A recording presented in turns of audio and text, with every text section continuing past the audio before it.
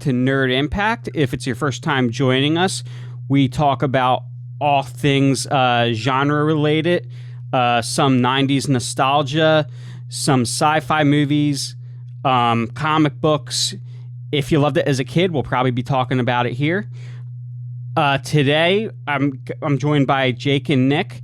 I already spoke with Disson in an earlier video.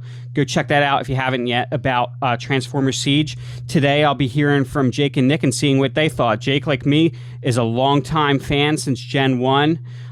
Nick was just a wee lad when Beast Wars came out, so he's a little greener. His first experience with the proper Autobots is the Unicron Trilogy, so we'll get a unique perspective from him. So, Transformers Siege, Jake, as a longtime lover of Transformers, how did this series strike you? Oh man, this series struck me as something that was directly out of my childhood. I couldn't have rebooted Transformers better myself, in my opinion.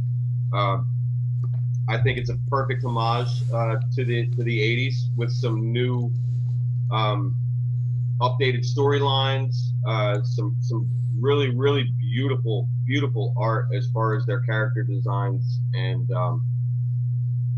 the way that they're portrayed is a little bit darker than the original. I'd say that would maybe a difference, but I think that brings more of a humanity to it. It draws you into the story a little bit faster as far as it doesn't take any time. It doesn't waste any time coming right into the action with your familiar friends that you know and love from the earlier Transformer run. But it gives them a fresh new take on their personalities, and I really enjoyed that. So give us some more details. What did you? Let's see. Let's start here, because I know how much you love the series. What did you not like about it? What could have been done better? I'll tell you one thing. The first thing that kind of caught me off guard, that was like what's going on kind of moment, was my first view of Optimus Prime isn't the way that I initially envisioned him. Coming in a little hot, not as cool and calm and collected as the Optimus Prime that we may have known from our childhood. He's a little bit more headstrong. He doesn't take his first meeting with Megatron all the way that you would expect Optimus Prime to come through his first encounter with Megatron. That took me back a little bit, and I think I've always been over Bumblebee. I don't need more Bumblebee in my life. I'm all right with him just being a regular Autobot, but it's got to be somebody. He's a fan favorite, so I get it. But I think that they could have spent more time and given some more of the bigger storyline and plot devices to some other characters. Which not that other characters are left out in the show. Everybody has their part in this series, which is really great. They do get everybody involved. I just spoiler alert, didn't see the matrix of power flowing to Bumblebee. The protocols, the Alpha Trion particles, as right. Was that Disson saying that? The Alpha Trion particles? Yeah, thank you. Yeah. So, you didn't like the idea of Bumblebee being factionless? I'm not saying that I didn't like the idea of him being factionless. I didn't necessarily see him have he's been the center of attention in all the most of the last reiterations of the Transformers. He's your prime. He's your prime character, and I don't think that. I mean, Jake, there's literally characters in the show that are called. I was gonna say he's actually not your prime character. Yeah.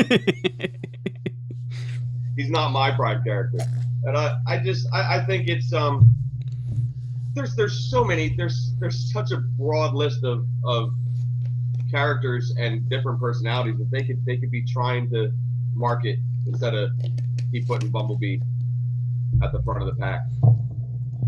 I don't know. I just personally don't think he's that interesting. The part that he's factionless, I think that was a really, really unique storyline, though. Something that they never really that we didn't get to see in Gen 1. So I'll give him that. I thought that was really cool. That was probably my favorite part about his storyline, and a couple of the other of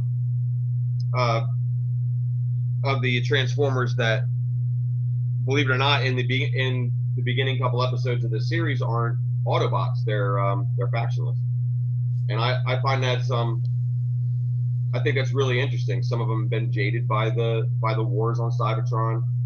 Some of them just don't know what they're doing. They're like very relatable, to humans. They don't want to pick a side. They just want to live their life. So I mean, I think that's really cool. That was something that was missing from Gen 1. Although as an 8-year-old, I didn't need to feel like everything had to be politically correct or have some deeper meaning to it. I just wanted to see robots fight each other. But now as like an adult, it's really cool to see those same characters and done well, written well. Well, it's not drawn, it's not hand drawn, it's CGI, but it's just amazing. The look to it's amazing, and I don't feel like I'm watching repeats of the Gen 1 cartoon. I feel like I'm watching something that's more a little deeper, but I can still always enjoy that. I think it's really great how they went back to the comics, took some leads and fleshed out some of the stuff that they didn't have a chance to in the Gen 1 cartoons. They brought in a lot of anybody that was a fan of the Marvel Comics run will definitely enjoy this series, hands down. All right. And the Guardians, we got to see the Guardians, man. I'll be asking you about them in a second, but let's bounce over to our Beast Wars enthusiast. Even though that might have been my first, I would say I'm more of a Unicron Trilogy enthusiast. I love that series. I just tried to rewatch it like a couple years ago. But anyways, I really liked the mix of characters that they included. They included like a bunch of, I guess you could call them fan favorites from different series that weren't in every series. Like they had Ultra Magnus, Bumblebee, Soundwave's clone, Sound Blaster, Shockwave, RC, Ironhide, Jetfire. Really like Jetfire. I liked how he is his own person. He's not like swayed either way. He has his beliefs, and it's with his beliefs in whose side he chooses. I liked the cadence that the Transformers spoke in this. Like they were more robot-like. Like they spoke slower, I guess. Kind of portrays their longevity since they're robots and they live really long. They're not speaking as fast as we do here. Their design, I really liked how they went OG with this, but made it look new at the same time. What got me though was their mouths. Some of their mouths just didn't seem to line up with me. Their design was blocky and old, and then their mouths were very human-like on some of them, and that just, I don't know, that didn't sway. Optimus Prime, I gotta give props to the kid that voices Optimus Prime in this. He's like 20-some years old, but he does a good job of sounding like Peter Cullen, which everybody's used to. I did notice at times where he does obviously sound different, but most of the time it was just like watching Optimus Prime throughout the years. For the story,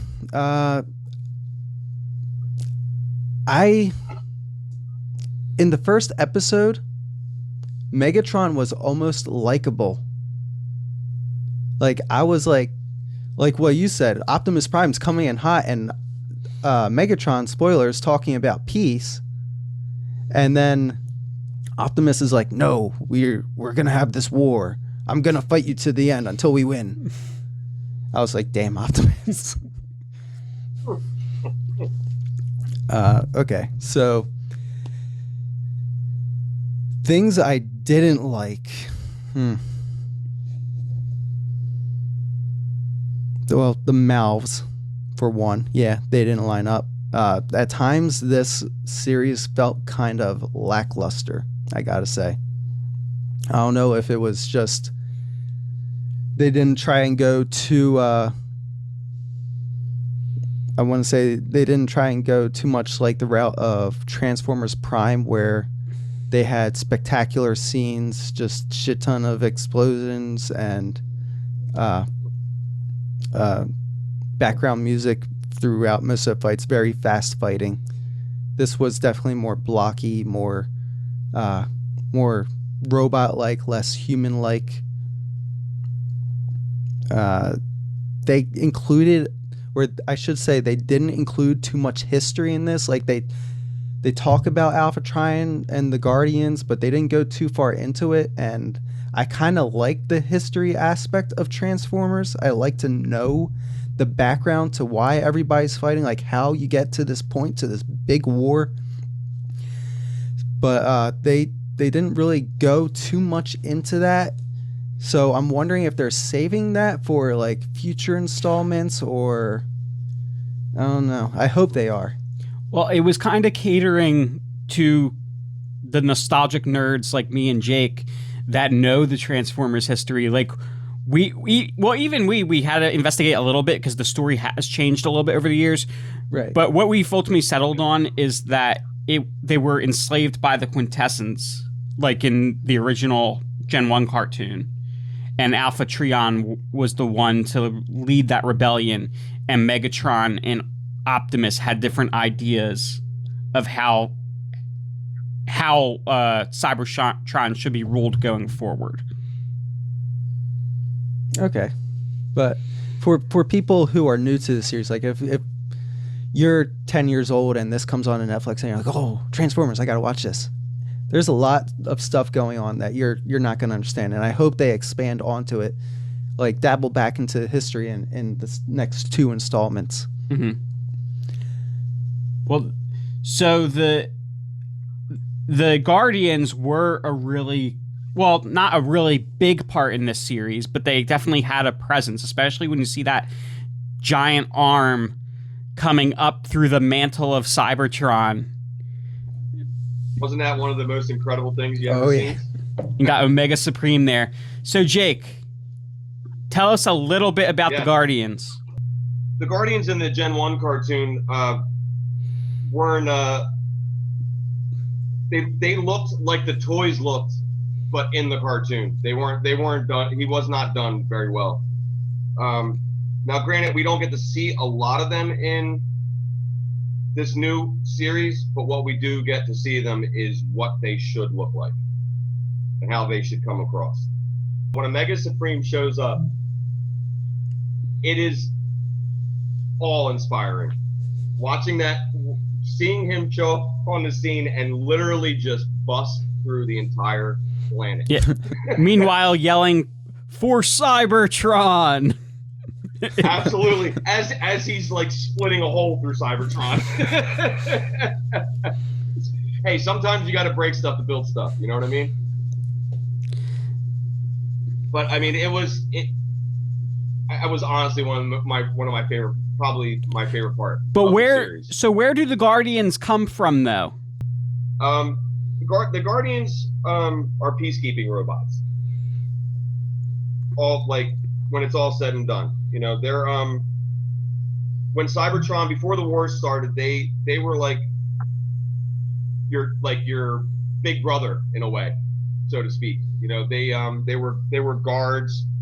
They that guarded cities, and they quelled uprisings and the such. The big fallout that kind of, I would love to make it short. The Guardians didn't agree with the Decepticons when they during the Third War on Cybertron. It's kind of what and that's kind of the war that we're still seeing the fallout from. That's really what separated from them. They kind of chose a side but didn't choose a side. They were against the Decepticons enough that they were willing to sacrifice the society of Cybertron to see the Decepticons fall. The Decepticons always saw themselves in league with the Guardians, as far as like they always considered their powers comparable to the Guardians, and of course the Guardians as higher beings didn't, they would never have agreed with that, and they will do anything to show otherwise. I would, and as obviously the most notable Guardian is Omega Supreme. That's who we get to see here in the series. And really, honestly, like I said, he's the only one that you see in Gen 1 too. Omega Supreme's the only, other than in the comics, he's the only Guardian that we'll ever be familiar with. I don't foresee them. I mean, that'd be really cool in the future of the series to see more Guardians, but Omega Supreme is probably going to be the only guy that we'll see, and we'll get to that in another short. But Omega Supreme has always been kind of the he's the rougher of the bunch of Guardians. He always seemed to side more with the Autobots, and seemed to have an allegiance even before during the Third War of Cybertron. He's kind of what convinced the rest of the Guardians to rise up against the Decepticons. All right. So, yeah, as Nick, you were saying that the series does throw a lot at you, expecting you to know information.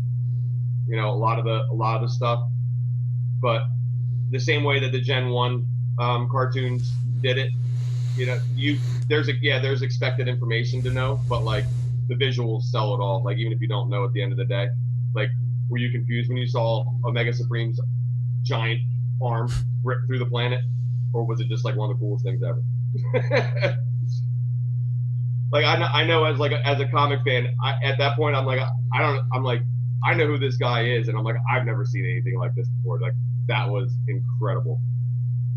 Totally not Guardian style, but the new Transformers. What else we got, Massey? I think that about covers it for today. Definitely. We'll definitely be looking at doing some theory videos around Transformers and some other videos explaining some of the lore. But actually coming up here in a couple of hours is DC Fandom, and there's going to be a lot of news dropping there. So stay tuned in the channel. I'm sure we'll have a lot of content talking about whatever announcements they make there. And in a few weeks, they're going to have the DC Fandom Q&A, so we'll be attending that as well, and giving you our thoughts around that. Other than that, I guess all I have to say is until all are one.